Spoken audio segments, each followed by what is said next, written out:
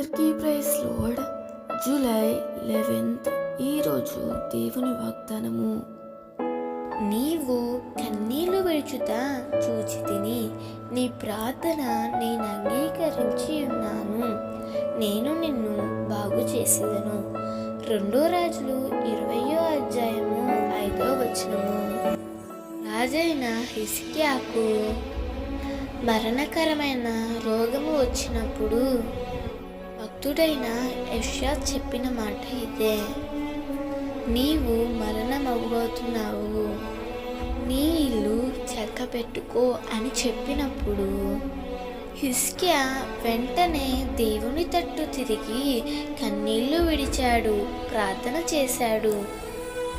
ప్రియమిత్రమా, ఎలాంటి పరిస్థితిలో అయినప్పటికీ, అది మరణకరం కావచ్చు, మరి ఇంకేదైనా కావచ్చు, నీవు దేవుని తట్టు తిరిగినట్లయితే తప్పకుండా దేవుడు నీ ప్రార్థన అంగీకరిస్తాడు.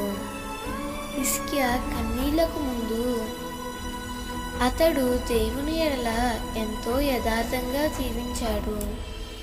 సమస్తము దేవునికి అనుకూలంగా జీవించాడు.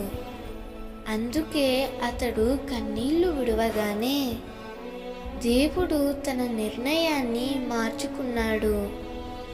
హిజ్కియాకు 15 సంవత్సరాల ఆయుష్ను ఇచ్చాడు.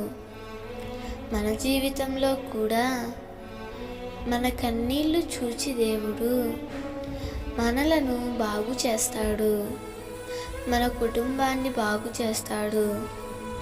దేవుడు సమస్తము అనుకూలంగా మార్చగలడు. దేవుడు ఈ వాగ్దానము నీ జీవితంలో నిశ్చయముగా నెరవేర్చునుగాక. ఆమేన్.